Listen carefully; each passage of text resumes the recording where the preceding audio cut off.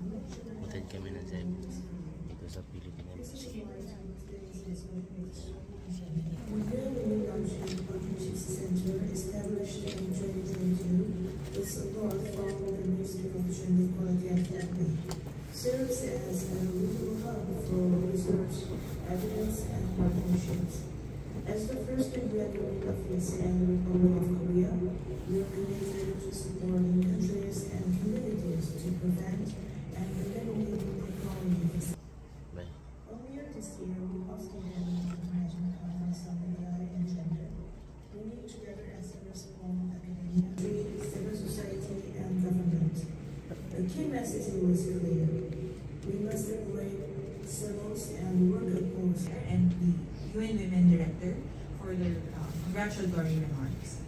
At this point in our seminar, we will now proceed to session 1, which will deepen our understanding of technology-facilitated gender-based violence, or TFGV.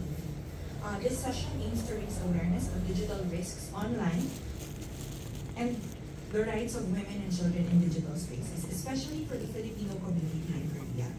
Our speaker will be PCW's GAD resource speaker, Ms. Jichelle Cruz. She will share practical tips and tools, strategies we can apply to protect ourselves online and to help others as well. So Ms. Jichelle will be joining us via Zoom. I encourage the Filipino community in Korea to listen, take down notes, because the examples that she prepared are very specific to our Filipino community here in Korea. Thank you very much.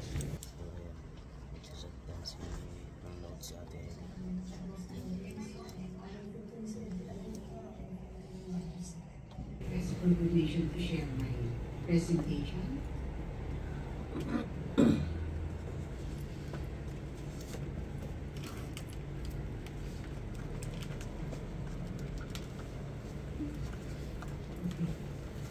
Thank you very much for this opportunity. Again, this is a very important discussion in this digital age. Ending violence against women means more than stopping the safer, stronger, and free from technologically facilitated violence. So, later, that we will also have another speaker who will share more about perspectives on technology-facilitated gender-based violence. Remember, or to those who left, whom we have left behind at homes in our family. When we talk about online, we think about online is fast. Mabilis kumalat ang anumang bagay. Isang click lang, kakalat ang message, ang photos sa ibang bansa. We're talking about privacy and safety concern, which is compounded by factors such as gender-based harassment or stalking online. And individuals are being targeted based on their gender or gender-related activities. Or sometimes age, ng mga nanay, ang mga estudyante, ang mga may asawa, these people who's doing phishing, babasahin nila yun, picture natin sa Facebook, and I post themselves as us, so stealing someone's information to commit fraud, or to deceiving, sexually explicit images without their consent. So as I mentioned, some gender pertains to LGBT community, some of them misogynist and transphobic. Kaya nagiging racist pala, no? So these are very important. And then 48 hours later, 97% of them had not been removed. So we decided to look again. 2 months later, 88% had not. Better services.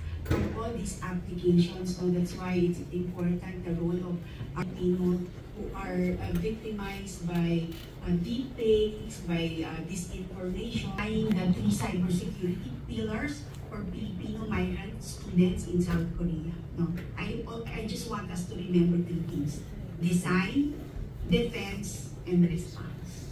So when you talk about design in cybersecurity, we talk about how do we create secure systems, standard tools, and environment that minimize vulnerabilities from the start. No? Kaya we have cybersecurity experts always coming in and explaining paano ba natin i-disenyo. When you talk about technology, we can always perfect technology. We can create better systems and processes. Pero yung error palagi nandun sa tao. Kaya very important that we have, a complete sense of doing things, from ensuring that we design safer systems before the threat actually occur. Parang pwede natin isipin ito tungkol sa bahay natin. Paano natin dinidisenyo yung bahay natin para mas maging ligtas sa masasamang loob? What are the things that you set up so you are safe from the very start? So doon, we can frame it at the personal level, when we talk about design. Now, when we talk about defense, what are the capabilities, skills, personnel, system, that we need to detect, prevent, and withstand cybersecurity threats? So, in effect, we are looking at what are the different capacity skills that can equip people and systems to defend against cyber threat. So this is the second pillar of cybersecurity. So again, personally, when we reflect, when we talk about cyber hygiene, we can think of how do we protect ourselves, how do we protect our homes from bad people, from robbers, paano natin protektahan natin, tahanan sa masasamang loob. What are the type of skills and habits that we need to have so that we can avoid online dangers? So this is the defense pillar. And finally, at the response pillar, we're talking about institution, mechanism, laws, and procedures that activate when cybersecurity incidents happen. How can we contain damage, investigate, record, recover, and supported affected users? Kaya you have a very good program today because you don't only talk about technology facilitated violence, but you're also going to talk about what are the mechanisms available in South Korea so that you can have a response when you experience certain cyber threats. So, when a cyber incident occurs, how do we respond quickly and effectively? At a personal level, anong gagawin mo kapag may masama na nangyari? What do you do immediately when you experience cyber threats and harm? So, remember, when you talk about design, paano tayo maging protektado sa buhay online? Katulad sa bahay natin, may mga lock tayo, may video alarm, may ilaw sa paligid ng bahay, we put curtains para hindi nakikita yung loob ng bahay natin. In our online life, make sure privacy setting. Ang Facebook nyo ba, naka-lock? Ang location nyo ba, naka-off? Nakikita ba yung photos nyo? Parang pati yung background ng photos nyo. There are rules when you take pictures dapat hindi na-identify yung mga background. So usually, you look into the two-third, para hindi nakikita yung mga identifiable background. So, when you talk about design at the cybersecurity pillar, and who are the threatened actors, the Filipino marriage migrant, or married migrant, the Filipinos, you can also use aliases. You can limit your shared online, and you can turn off so that you won't be able to be tracked. And at the same time, we talk about enabling two-factor identification. Kaya po, madalas ginagawa na yan ng maraming app na may two-factor authentication siya para ma-ensure na hindi basta-basta nakukuha yung inyong profile, Meron dyan yung email, sometimes, kasama yung telephone number nyo. Again, sa photo, I already mentioned, you can blur your background so that you can limit your photo visibility. Don't post, mahilig pong mag-post ng mga dyan, lalong-lalo na mga boarding pass, Sometimes they can scan yung sa boarding pass na pinipicture nyo, yung mga individual information nyo, They can capture that. So make sure that you don't post that online, Collectively, when you have your group chat, make sure na meron kayong mga rules, no doxing, no sharing private information. Walang screenshot, without consent, no gossip, no shaming, Hopefully, when you have your admin, there's a respectable dialogue. You also monitor before approving members. marami na rin po mga public Facebook pages, no, and other areas, but it's very important you also try to monitor, especially if you're dealing with very sensitive topics, no, safe digital norms in groups, no, it's important that you also set the tone for that, so you can promote respectable online culture. So you can also explore agency support, no? Eventually, hopefully in the coming days, there will be more Tagalog, Korean digital safety guidance, no? The multi-language safety manuals, no, by our team. It can help you paano within their platform, ano yung privacy setting, paano tayong lumaban. Ano? Remember, not want to block the users. You adjust your privacy setting to control who can share your route during the ride. No? These are all apps, no, that can help you become more safe. And TikTok right now, no, as part of the defense pillar, they have a safety center, no, that can help users know how to defend themselves when using platform, no. They have bullying detection, comment control, duet speech restriction, itong emergency response sa totoong buhay. Patawag ka ng tulong, no, sa authorities or kapitbahay, you know how to do first aid, you know how to go to a place that is safe, no. Some houses even have their own, no, a report and tell, no, and ensure, no, that you also have the number in place, the embassy, the Korean Multicultural Center, the Korean Police, no, the Danuri Call Center.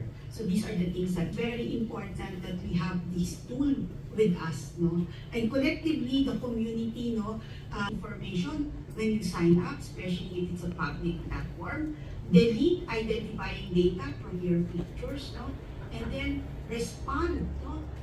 Block, immediately block, report, and tell yung mga creeps and harassment. No?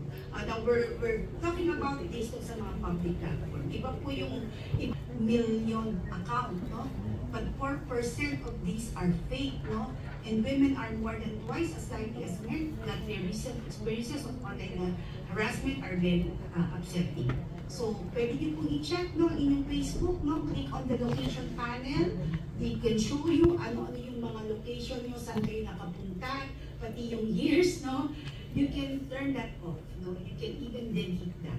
So when you delete that, that's already part of your defense, no? There's already Women's Safety Center in Meta, no?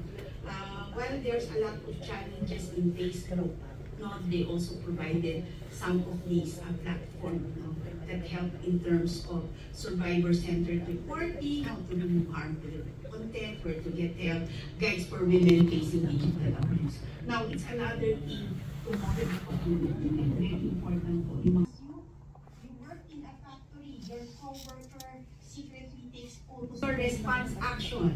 A, confront co-worker angrily in the group. B, screenshot and report to embassy, ATN, or Danuri. C, ignore it, baka tumigil din siya. What is your response? So I'm also looking at the chat box, no? Baka sakaling may sumagot. Okay? So what is C? Okay. You are a Filipina migrant worker. Your husband demands access to your messenger account. Para wala tayong sekreto, bigay mo sa akin yung password mo. Na madami kong nagkakaganyan sa Pilipinas. Sharing of... Alam mo na, huwag mo na nang kukunin ng password ko, ha?